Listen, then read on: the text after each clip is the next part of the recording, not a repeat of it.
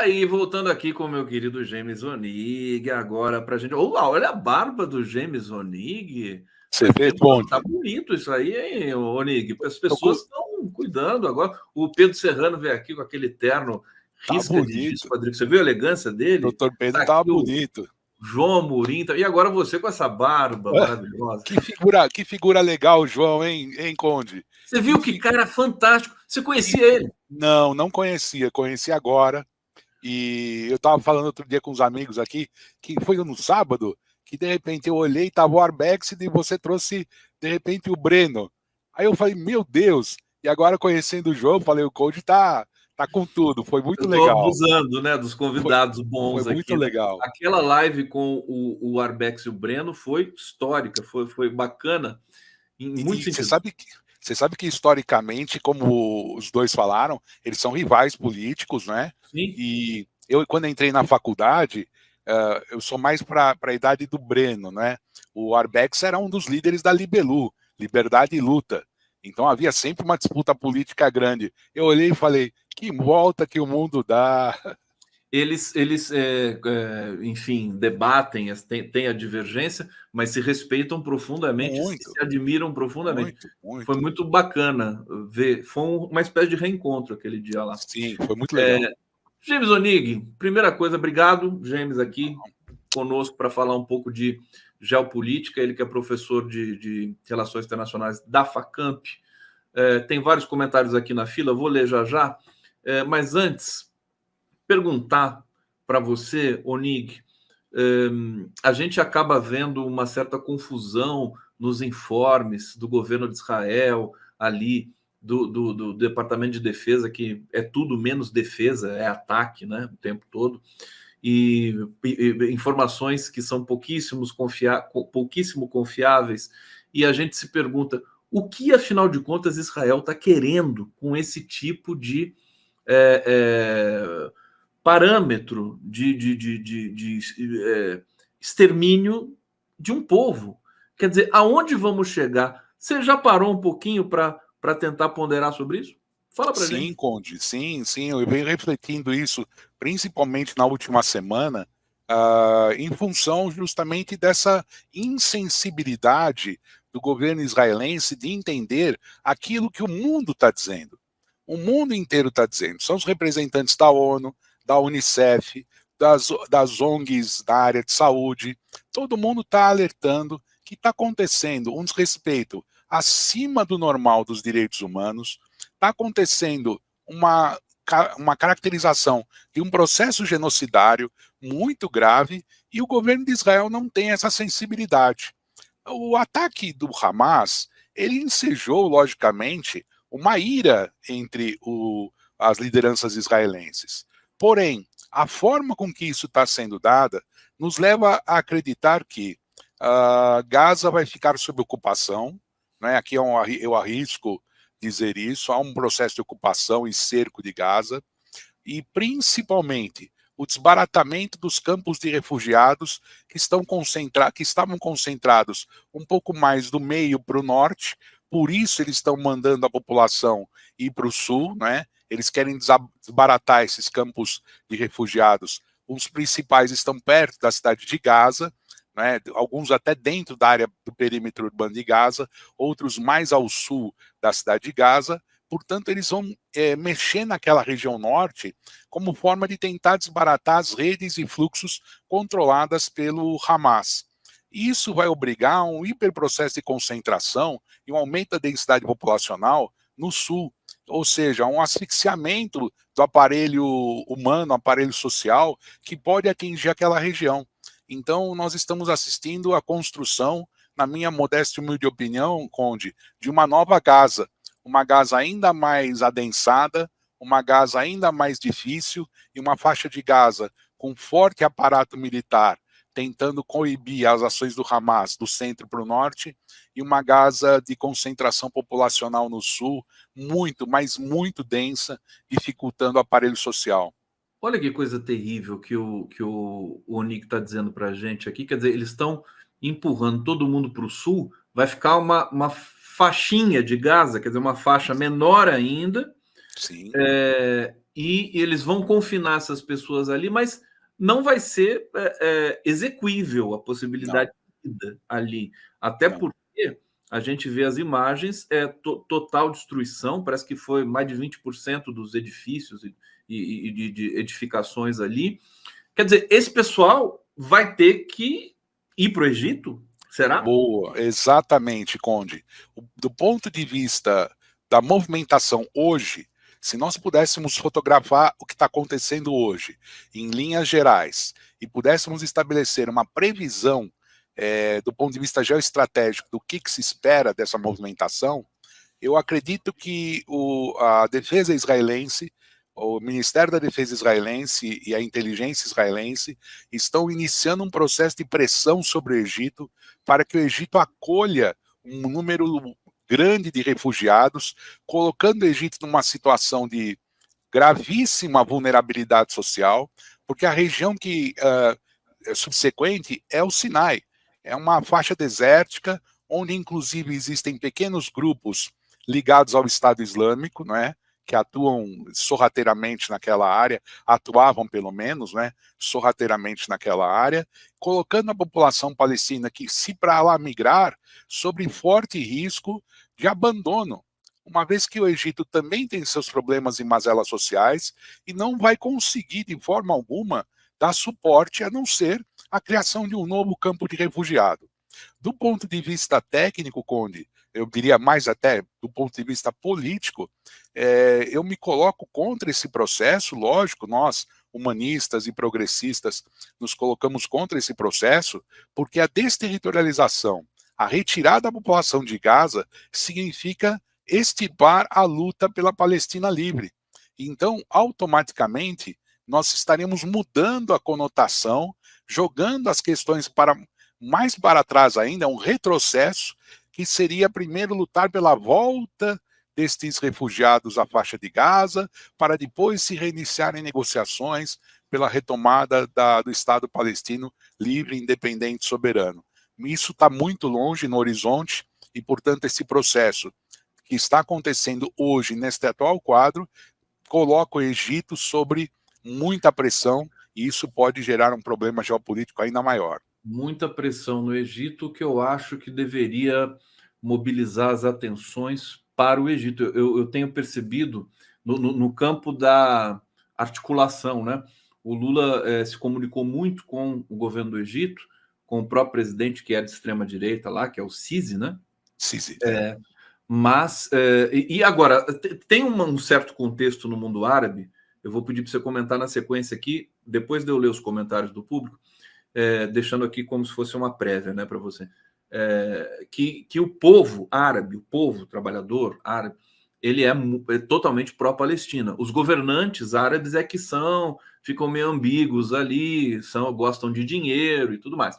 Mas a pressão está muito forte, né? Nós vimos na Turquia. Quer dizer, o povo obrigou o Erdogan a tomar uma posição mais dura com o Netanyahu.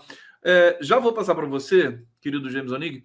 Lius está dizendo aqui: para mudar os holofotes do genocídio na Palestina, Israel vai atacar o Líbano com a desculpa do Hezbollah. Agora sim a Gestapo israelense vem atrás de mim.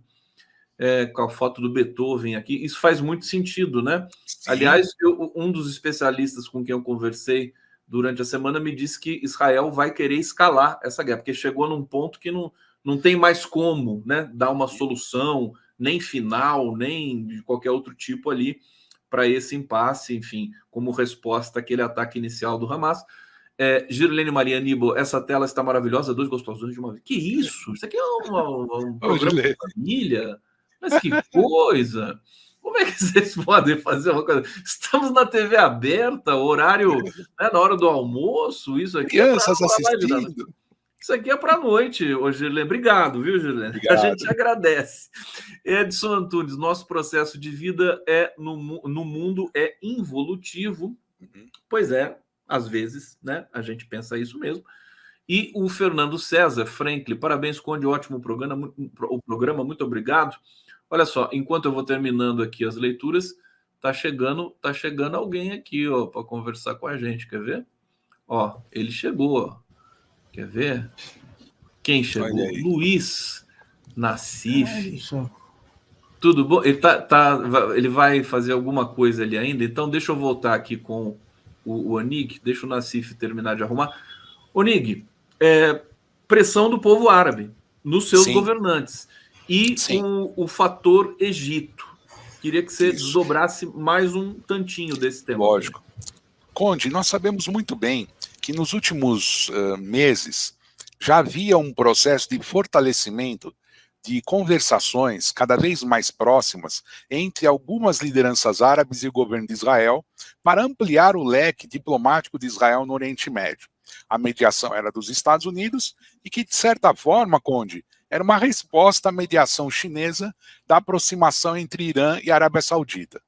Então os americanos entraram no meio-campo, começaram a aproximar a Arábia Saudita de Israel, esse era o principal foco, tentando diluir as diferenças, quando acontece justamente o ataque do Hamas. Eu lembro que nós estávamos, inclusive, juntos, Conde, quando a gente especulou sobre isso, né? E que o ataque do Hamas também teria o sentido de alertar o mundo árabe para não fazer acordos com Israel. Também poderia ter essa interpretação.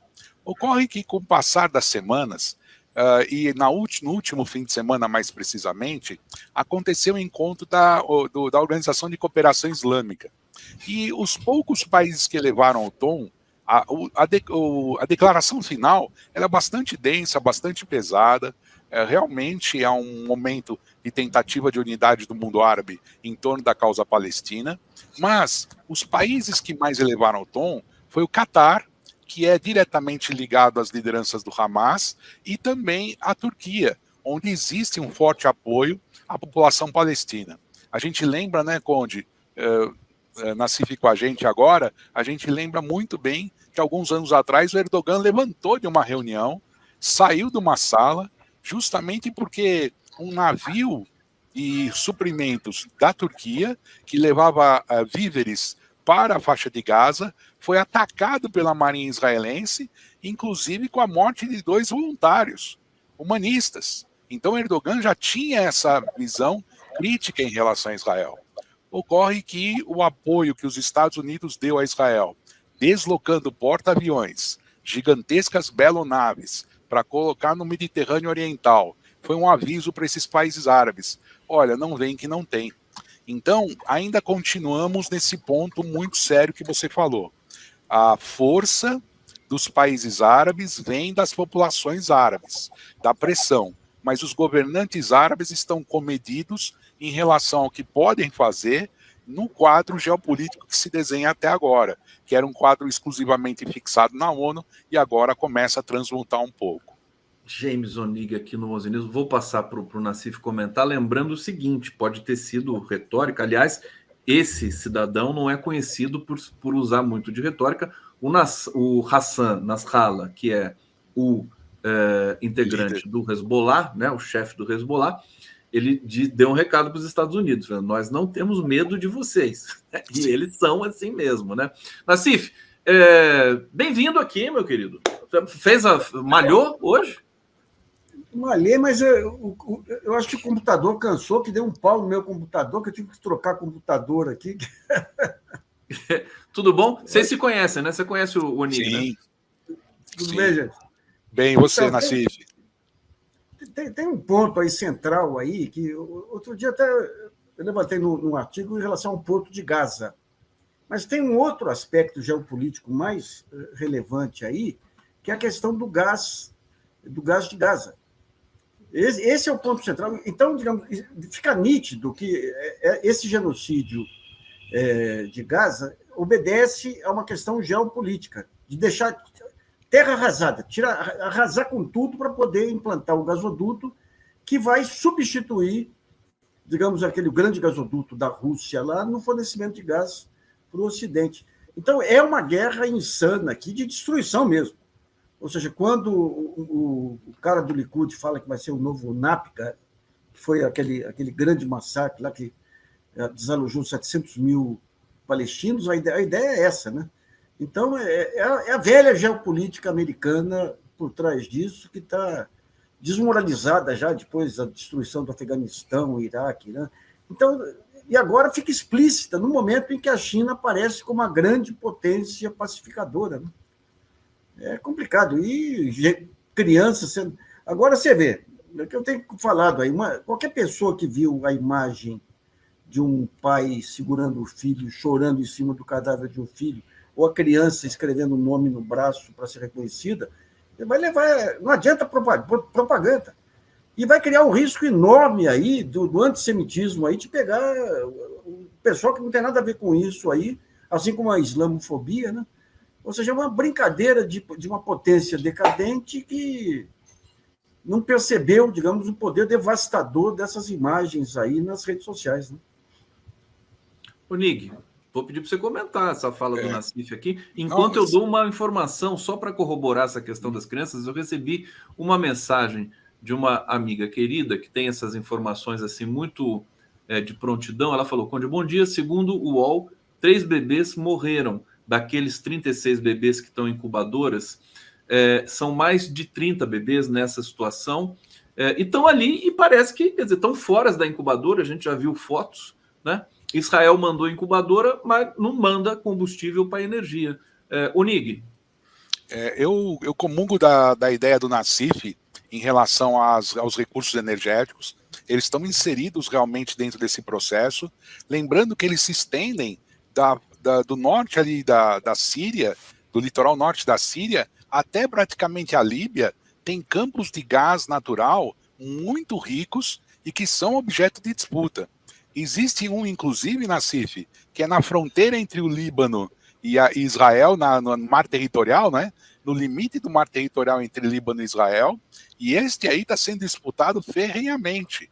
Inclusive, meses atrás, digo um ano atrás, o Hezbollah fincou pé e disse: nós vamos lutar pelo domínio total desta reserva que pertence ao Líbano.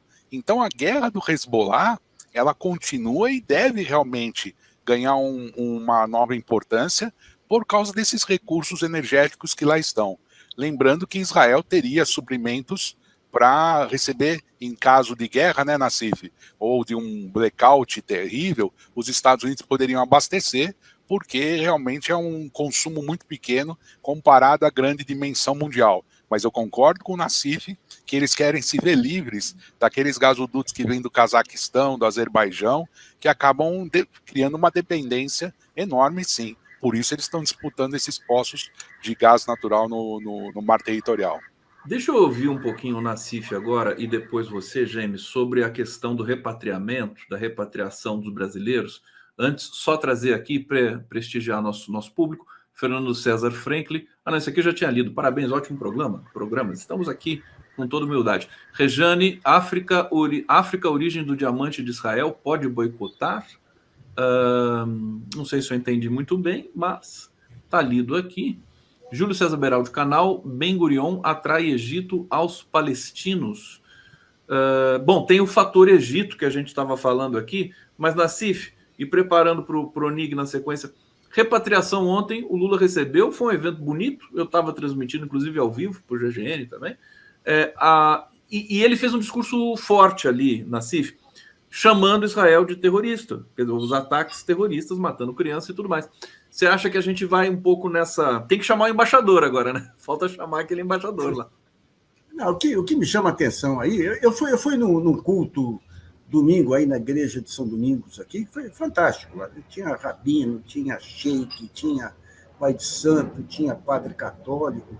Agora, Israel tem uma representação aqui, que é a CONIB, que é um horror. Tem grandes representações democráticas aqui de Israel. Agora, a CONIB, ela é bolsonarista. O Cláudio Lotenberg, que é o presidente da CONIB, que faz esse carnaval, ele é bolsonarista. Ele está ligado a essa questão do Netanyahu, parcerias com o Bolsonaro.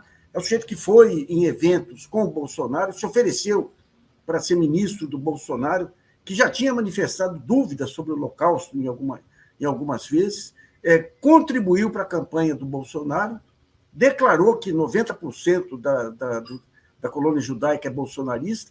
Então, digamos, isso aí, todo esse processo mostra a complexidade que é o mundo judeu aí, e coloca em ameaça aí os judeus aqui no Brasil, assim como o pessoal do Islã. Então, o grande desafio vai ser não permitir que essa guerra maluca aí, que esse racismo se implante no Brasil, né?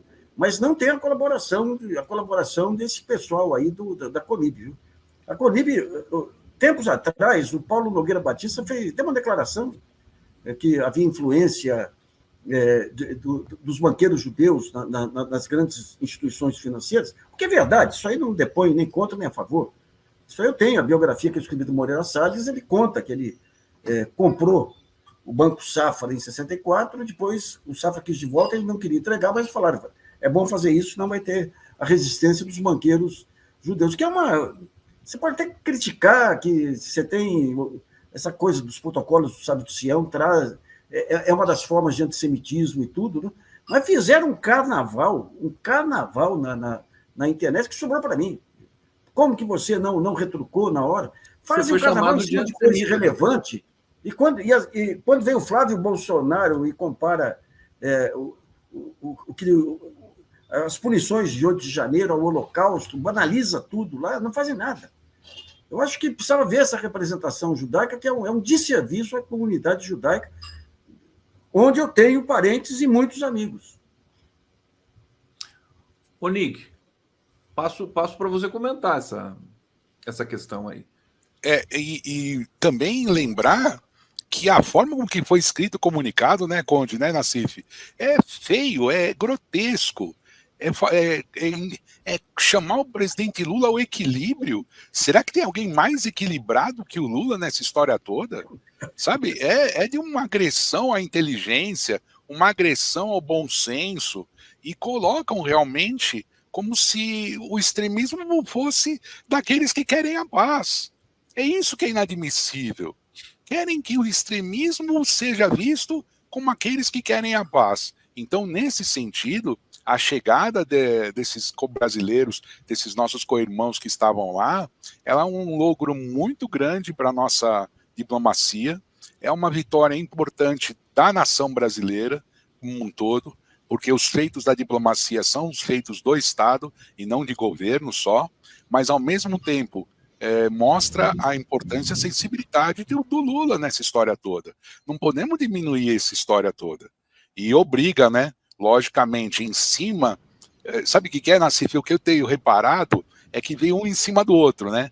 Aí vem o embaixador, aí vem a Polícia Federal atrás de sambista do Hezbollah, e agora vem a Conib com esse tipo de declaração. Realmente é um problema, tá? É um novelo que vai ser difícil de ser traçado depois. Mas me parece que atitudes como essa do presidente Lula de ir na base aérea receber repatriados e tudo mais, e toda movimentação do governo em prol da paz deixa pouco espaço para que se pratique extremismo no Brasil. Será que não, Nassif? Porque sim, eu acho que o Lula ele traz um certo orgulho, quer dizer, brasileiros... Ontem eu fiz na transmissão, o pessoal ficou emocionado de ver aquilo lá. Não é isso. Cá para nós. Aquela cena dos menininhos e dos pais, tudo com a bandeira brasileira. Aí você fala, é esse o Brasil que tem que ser recuperado. É o Brasil que abriga tudo. As minhas tias libanesas impostas, as melhores amigas eram judias. Lá. Meu pai tinha amigos judeus. Esse é o Brasil que acolhe todos. Por isso que esse evento que teve lá na Igreja de São Domingos, que o ponto alto foi quando o Sheik foi lá e abraçou o Rabino, tem que ser recuperado, né? Tem que ser recuperado. A luta em Israel aqui é contra a intolerância, é contra o preconceito, e a Conib, mais uma vez, ela ajuda a fortalecer esse campo aí da polarização. É terrível isso aí, viu? Deixa eu trazer duas questões aqui. A gente está chegando aqui no último bloco do nosso programa. Eu quero fazer uma pergunta para o Onig e outra para o Nassif. Deixa eu só trazer. O Lius está dizendo aqui: Conib Israel é terrorista, sim. Está dizendo aqui. Sandra Mion colaborando conosco, muito obrigado. Dom Sebastião, Mossad confundiu rebolar com Hezbollah e prender um pagodeiro. Faz sentido, né? E agora, Nassif, será que esse samba vai bombar no carnaval? Na missa, anunciaram uma música do Gil. Eu entendi Hamas. Eu falei, meu Deus do céu, o Gil fazendo música para Hamas? Não era a paz. A paz. Toca a paz, a paz. toca a massa. Não é mole, não. Gente, seguinte, nós vimos, não sei, o Onig deve ter visto, o Nassif eu já perguntei, ele não viu, não sei se ele viu depois, trechinhos do debate do Milei com o Massa na Argentina, que é uma eleição que, enfim, vai ter impacto no Brasil, seja qual for o resultado. Onig, queria que você falasse, porque você deu uma espiada naquele debate. O Massa aparentemente se saiu bem, mas não significa muita coisa se sair bem nesse contexto em que a Argentina toda está numa situação muito difícil, né? O voto no Milei é nitidamente um voto do desprezo, né? As pessoas que estão desprezando tudo que foi feito. O que eu consegui aferir, Conde, através de amigos que moram lá e acompanhando o debate, eu assisti quase 70% do debate, que a ideia que o Massa impôs de que o problema econômico está ligado, inclusive já vi até o Nassif falando isso, está ligado diretamente ao que o Macri fez. Quer dizer, o Macri desestruturou tudo e essa turma pegou o rabo do foguete, tá pegando. O pessoal tá entendendo o que aconteceu lá. E o Milei, na campanha agora, nessa reta final, estão lembrando de falas do Milei que são absurdas, né? Falas do Milei que mostram que ele não está no plano, ou vamos aqui chegar nessa palavra, né? No nível de que um político argentino, infelizmente, com todo o descrédito que a mídia faz, né, da classe política, que um político argentino de vulto tenha, que precisa tocar um país que tem potencial e está sendo esmagado há 50 anos pelo FMI, por abutres, por uma série de grupos que estão destruindo a vida dos argentinos. Então, eu acompanho e a esperança não morreu. A luz no final do túnel não é ainda um trem vindo para cima da gente. Um trem na contramão, né? Olha, eu aprendi umas coisas sobre a Argentina naquele debate que foram fantásticas. Por exemplo, eu não sabia que a Argentina era a 6ª economia do mundo no final do século XIX, por exemplo. Sim. E que ela se tornou agora, está em 66º, e o Milei falou que estava no número 140, alguma coisa assim. Agora, Nassif, fala do Milei e eu preciso que você fale sobre essa história da austeridade que mata. A austeridade mata, né, Nassif? Você escreveu um artigo hoje fantástico sobre isso, um recado para o Lula, né? Fala um pouquinho para a gente sobre isso. Esse é o ponto. Você já começou já há algum tempo essa discussão das políticas de austeridade, que tem uma visão ideológica. O que é a política de austeridade? Você tem livre fluxo de capitais, você tem uma crise que vem através do mercado de câmbio, e você precisa consertar aquilo sem afetar os interesses do grande capital. Então, você põe aí uma política fiscal violenta que reduz a demanda de importação, provoca desemprego, afeta a população, e uma política de juros alta para poder remunerar o capital. E o que aconteceu? 3 professores da Universidade de Cambridge fizeram um estudo analisando 160 eleições desde 1980 e comprovando, na prática, lá que as políticas de austeridade desmoralizaram os partidos tradicionais e abriram espaço para os pequenos partidos radicais e os pequenos partidos com teses estranhas, em todos os países, né? Por isso que e é interessante, quando você pega isso, você pega o enfraquecimento de todos os políticos tradicionais da Europa, daí estoura esse caso da Ucrânia, todos aderem à guerra de destruição da Rússia, sabendo que é impossível, mas para tentar se aproximar do seu eleitorado, e entram em becos sem saída. E a ultradireita avançando em todos os campos, avançando em todos os campos. Então, a política de austeridade, essa que o Lula está insistindo em manter, que ele fez em 2002 também, isso aí foi... Agora, é interessante que tem o André Araújo, que foi nosso colaborador há muito tempo, faleceu há uns meses atrás. Ele, 15 anos atrás, ele fez uma obra monumental mostrando como que essas políticas de austeridade mataram qualquer possibilidade de desenvolvimento do Brasil. O Brasil cresceu em períodos absolutamente improváveis, com crise nas contas externas, com inflação, com tentativa de golpe, conseguia crescer. E, de repente, quando vem do Plano Real para cá, acabou o dinamismo da economia. Acabou. Isso está diretamente ligado, hoje você começa a ver coisa que a gente virou um dogma, percebia. Né? A gente percebia desde os anos 90 aí, analisando empiricamente a situação aí, né? O quadro. Hoje está começando a ampliar a discussão, vai virar consenso, porque essas políticas mataram o dinamismo da economia americana, criaram. Pega o primeiro país que entrou nessa, que foi a Itália, na crise de 2008, para quê? Para salvar banco. O Banco Central Europeu lá quebrou a Itália, quebrou a Grécia, e a Itália que inaugurou a onda aí dos grandes partidos de ultradireita. Né? Só lembrar aqui que, lembrando ainda do debate do Milei, quando o Milei fala que vai fechar o Banco Central argentino, eu até gosto, viu, Nassif? Eu fico pensando se a gente não pode fazer isso no Brasil também, mas eu sei que não dá certo, né? Ô, Niguê, para terminar esse papo aqui de hoje, o Lula disse agora há pouco no Café com o Presidente, aí no podcast do Lula, que a ONU não vale mais nada. A ONU não funciona mais. Eu estou sentindo possibilidade de haver um novo fórum internacional, se criar um novo fórum. Será que é isso que está por acontecer? Eu espero que sim. Eu espero que sim. A ONU é uma importante organização. Nós sabemos que ela foi fundamental na Guerra Fria, de certa forma.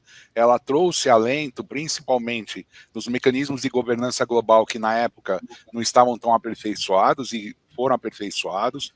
Muitas agências da ONU são importantes e fazem o serviço muito bem feito, mas as instâncias decisórias, especialmente do Conselho de Segurança, estas já estão superadas, mostrando que se nós não modernizarmos isso e estabelecermos, talvez, Conde, quem sou eu aqui para sugerir algo, né? Mas uma guerra como essa, um conflito como esse, exige a chegada no dia seguinte de uma missão de observadores.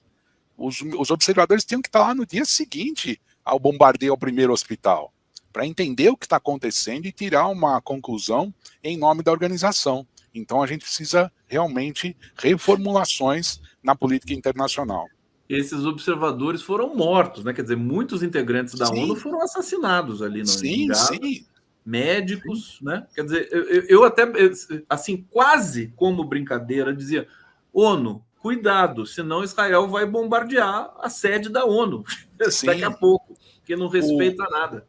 Só para encerrar, Conde, 30 segundinhos, o Ocampo, que era o assistente do Zaffaroni na ditadura argentina, o procurador que levou à prisão dos torturadores, o Ocampo está escrevendo artigos também a respeito do aperfeiçoamento dessa questão dos direitos humanos. E ele desnuda um fato importante. Os genocídios estão acontecendo e a gente não está percebendo, porque esses genocídios eles são, digamos, sutis, de forma velada e com apoio de grandes impérios como os Estados Unidos. Então, realmente, precisamos rever muita coisa. Olha, deixa eu agradecer demais. Obrigado, James Onick, por estar aqui mais uma vez. Nassif, brigadíssimo. Você quer ter um recado final, Nassif? Assistam o GGN 20 horas, hoje que o Nassif vai estar... para o Onick e para você. Vai estar tinindo hoje com austeridade lá, né, Nassif? E hoje já tem tarefa, né? Tem que ler o artigo do Nassif, já tem lição de casa. Obrigado, gente. Estão convidados sexta-feira à noite para... Estão convidados sexta-feira à noite para uma rodada de música lá no Pira Bar, lá na Rua Wizard. Quero ver o Conde saindo de Catanduva aí. Vou lá, hein? Vou de surpresa lá. Você vai ver, só vai ter que pagar uma cerveja para mim. Obrigado, gente. Encerrando aqui mais um 11 News. Amanhã estaremos de volta, pontualmente às 11 horas. Até lá.